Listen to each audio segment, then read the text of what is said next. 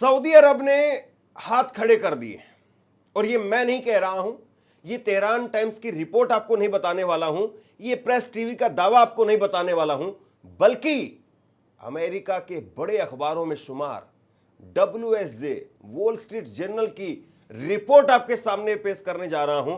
और इसमें बहुत विस्तार से बताया गया है कि अब वॉशिंगटन के ऊपर खुद सऊदी अरब की तरफ से दबाव बनाया जा रहा है कि आप ये नाकेबंदी ना करें जनाब, आप ऐसा हरगिज ना करें वरना हमारे ऊपर बहुत भारी प्रेशर आ जाएगा। ये सऊदी अरब की तरफ से अब अमेरिका को कहा जा रहा है। ये बहुत बड़ी रिपोर्ट है और इसको विस्तार से समझने की जरूरत है। और अगर सऊदी अरब ने हाथ खड़े कर दिए तो इसका मतलब आप यूं मान करके चलिए कि अरब देशों की तरफ से अब अमेरिका को वो सपोर्ट नहीं मिलेगा जो 40 दिन पहले दिखाई दे रहा था। अब वो हालात उस तरह के नहीं हैं। एक तरीके से जो युद्ध के दौरान ईरान ने पराक्रम दिखाया है, जिस तरीके से प्रहार किए हैं, उसके बाद में पूरी दुनिया उसकी ताकत को पहचान रही है, मान रही है। साथ ही साथ इस खबर के अंदर मैं आपको बताऊंगा कि अमेरिका से कैसे कई बड़े देशों ने पल्ला झाड़ लिया है। डोनाल्ड ट्रंप की बदतमीजियां वो कितनी भारी पड़ रही है कि अमेरिका से अब कई बड़े देश वो पल्ला झाड़ रहे हैं। इस खबर पर भी विस्तार से बात करेंगे। और डोनाल्ड ट्रंप अब अमेरिका के लिए ही हानिकारक साबित हो रहे हैं। लेकिन उससे पहले मैं चाहता हूं कि वॉल स्ट्रीट जर्नल की आप ये रिपोर्ट देखिए। वॉल स्ट्रीट जर्नल की इस रिपोर्ट के अंदर कहा गया है कि सऊदी अरब नहीं चाहता है कि अब किसी भी प्रकार की ब्लॉकेड हो, किसी भी प्रकार की नाकेबंदी हो। देखिए, एक वक्त में जब इस युद्ध की शुरुआत हुई थी तो युद्ध की शुरुआत होने के बाद में पहले ही हफ्ते की जो सबसे बड़ी रिपोर्ट थी वो यही थी कि सऊदी अरब के प्रिंस मोहम्मद बिन सलमान MBS, उनकी तरफ से यह कहा गया था कि आप इन पर हमला कर दीजिए। मोहम्मद बिन सलमान वो इस पक्ष में थे कि आयतुल्लाह अली खामनेई को हटा दिया जाए और इनके हटने के बाद में ईरान घुटने टेक देगा। इस तरह की मैं अपनी तरफ से नहीं कह रहा, बहुत सारी रिपोर्ट्स इस तरह की निकल करके सामने आई थी। ये युद्ध से पहले के हालात थे। मोहम्मद बिन सलमान सऊदी अरब वो ये कह रहा था कि हम आपके साथ में खड़े रहेंगे, जरूरत पड़ेगी तो आर्मी से सपोर्ट भी करेंगे, नेवी से भी सपोर्ट करेंगे और हर तरीके से आपके साथ में खड़े रहेंगे। लेकिन अब देखिए, आप पूरा 360 डिग्री माहौल बदलता हुआ नजर आ रहा है। अब सऊदी अरब की तरफ से कहा जा रहा है कि जनाब आप ये वाला काम ना करें, जनाब अगर आपने ये वाला काम किया तो हम मारे जाएंगे। इस तरह की बात जो कही जा रही है, सुनिए जरा। सऊदी अरब वो ट्रंप से कह रहा है कि ईरान की खाड़ी के तेल में जो सप्लाई है उसे बनाए रखें और उसको जो सप्लाई वाले रास्ता है उसको आप बंद ना करें, यानी जो हॉर्मुज है जिसके जरिए सप्लाई हो रही है उसको आप बंद मत करिए, वो जो ब्लॉकेड आप करने जा रहे हैं उसको आप हटा लीजिए, ये कहा जा रहा है। खबर ये है कि सऊदी अरब प्राइवेट तौर पर, यानी अकेले जो है वो सऊदी अरब अपने तौर पर वो वॉशिंगटन को अप्रोच कर रहा है कि आप ये हॉर्मुज पर जो आपने ब्लॉकेड लगाने का फैसला लिया है इसको आप हटा लें। और इसकी वजह क्या है? वजह साफ है। अगर ईरान बाबल मंदेब में हुतियों को कहेगा कि आप यहाँ पर बाबल मंदेब को बंद कर दे तो फिर ईरान की जो है वो एक तरीके से आप यूँ कहिए कि नाक उधर से बंद किया हुआ है और मुंह इधर से बंद हो जाएगा, ये वो सांस नहीं ले पाएंगे। बाबल मंदेब को अगर बंद कर दिया जाएगा तो इस वक्त में इस युद्ध के दौरान सऊदी अरब ने जो अपना एक्सपोर्ट का रूट था उसको बदल दिया था और अब जो है वो सऊदी अरब का जो बदला हुआ एक्सपोर्ट का रूट है जो बाबल मंदेब से जाता है यमन से, लाल सी से, वो भी बंद हो जाएगा। युद्ध के बाद में सऊदी अरब ने अपना यानूब की ओर जो है वो एक्सपोर्ट मोड़ दिया था और उसके जरिए सऊदी अरब अपना एक्सपोर्ट कर रहा था। अब वहां से बंद होते ही मामला डाउन हो जाएगा और यहां से यानूब से 7 मिलियन बैरल प्रति दिन सऊदी अरब लगातार एक्सपोर्ट कर रहा था।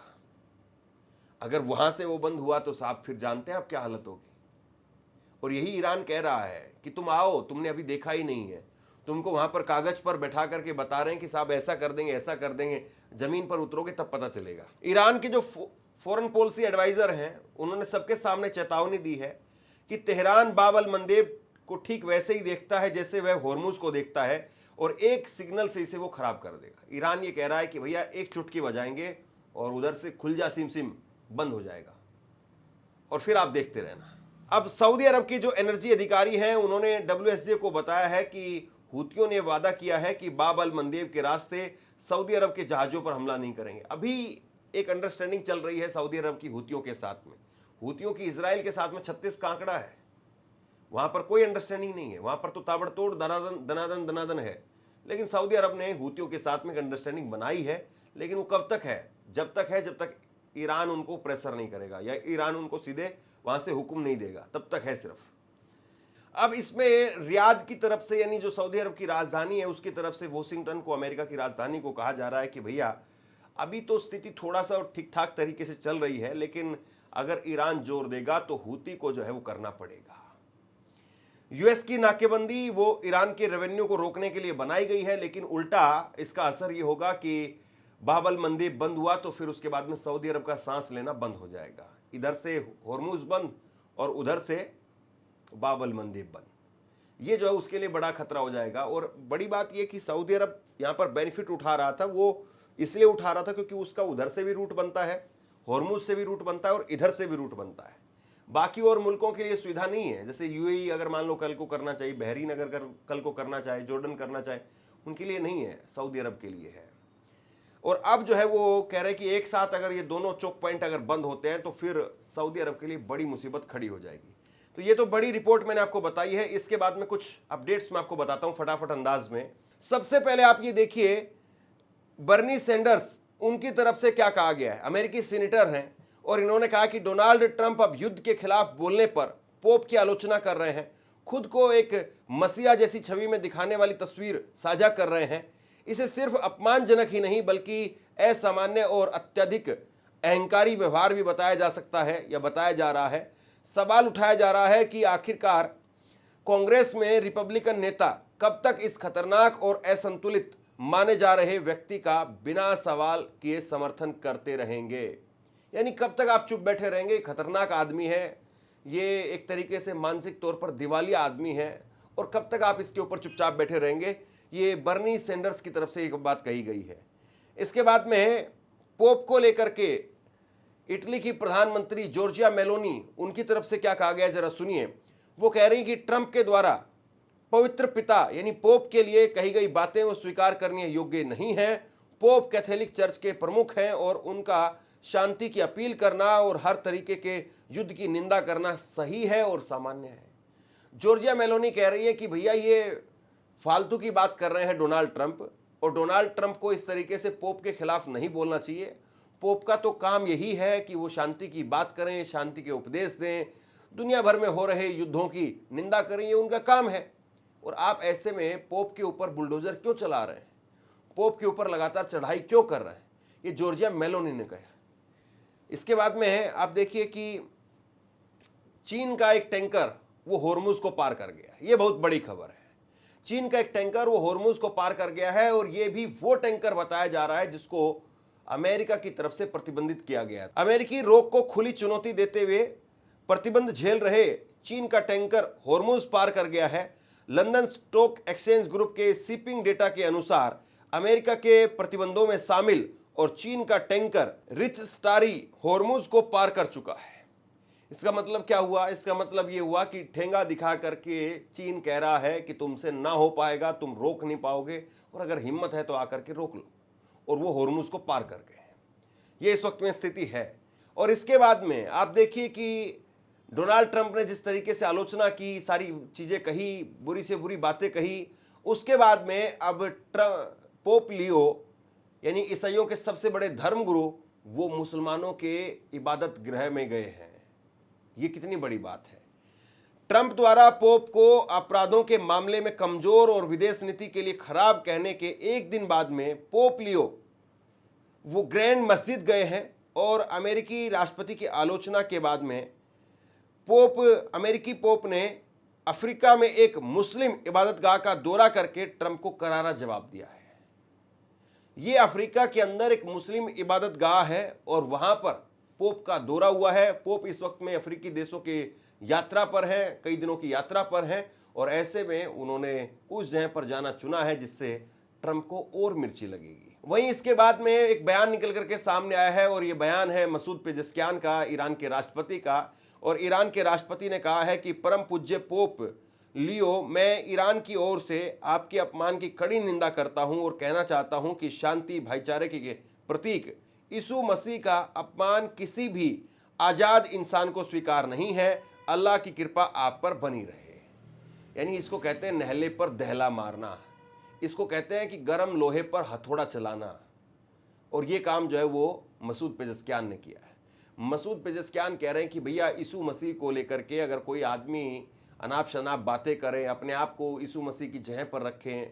आपको याद होगा डोनाल्ड ट्रंप ने जिस तरीके से पोस्ट किया था, उसको लेकर के मसूद पेज़ेश्कियान कह रहे हैं कि भैया इस तरह के ख्याल, उनकी सरासर निंदा की जानी चाहिए। कोई यीशु मसीह की जगह नहीं ले सकता है और ऐसा काम अगर कोई कर रहा है तो उसकी निंदा करनी चाहिए। हम और पूरा ईरान आपके साथ में खड़े, अल्लाह आपकी रक्षा करे, ये जो है उनकी तरफ से कहा गया। अब इसके बाद में जो है वो ईरान कैसे मजे ले रहा है इसको भी जरा समझिए। होर्मुज को लेकर के ईरान की कौंसुलेट हैदराबाद के अंदर उनकी तरफ से एक ट्वीट किया गया है और जरा ट्वीट को आप देखिए। वो कह रहे हैं कि स्टेट ऑफ होर्मुज वो सोशल मीडिया नहीं है कि जहां पर आपने ब्लॉक कर दिया तो मैं भी ब्लॉक कर दूंगा। यानी एक तरफ से अगर ब्लॉक है तो दूसरी तरफ से भी लोग ब्लॉक कर देंगे। जैसे सोशल मीडिया पर होता है कि ट्विटर पर सलमान खान ने जो है वो शाहरुख खान को ब्लॉक कर दिया तो शाहरुख खान भी उठा करके सलमान खान को ब्लॉक कर दे। ऐसा नहीं हो सकता है। ये ज़मीनी चीज़ें हैं और इनको आप ज़मीन पर उतर करके बदल सकते हैं। हवा में इस तरीके से बैठ करके आपको लगता है कि हम किसी को जो बदल देंगे, ऐसा मुमकिन नहीं है। कुल मिलाकर के आप यूँ कहिए कि इस वक्त में ईरान के हौसले बुलंद हैं। ईरान लगातार इस युद्ध के अंदर धैर्य के साथ में, संयम के साथ में आगे बढ़ रहा है। डोनाल्ड ट्रंप के ऊपर बहुत तगड़े तरीके से आप यूँ कहिए कि प्रहार ईरान के साफ तौर पर दिखाई दे रहे हैं। और जैसे स्पेन ने, इटली ने, इन तमाम देशों ने, और उसमें आप ब्रिटेन को भी आप गिन लीजिए, इन सब देशों ने जिस तरीके से हमले किए हैं, डोनाल्ड ट्रंप को जिस तरीके से आंखें दिखाई हैं, अमेरिका की बहुत फजीयत हो रही है। और इसके लिए कोई और दूसरा जिम्मेदार नहीं है बल्कि डोनाल्ड ट्रंप खुद जिम्मेदार है। और ट्रंप ने जिस तरीके की बयानबाजी की है उसके बाद में नुकसान जिस तरीके से हो रहा है वो सबके सामने है। तो लगातार मेरी नज़र बनी हुई है, जैसे भी जो भी अपडेट निकल करके सामने आता है आप तक पहुंचाने की कोशिश है।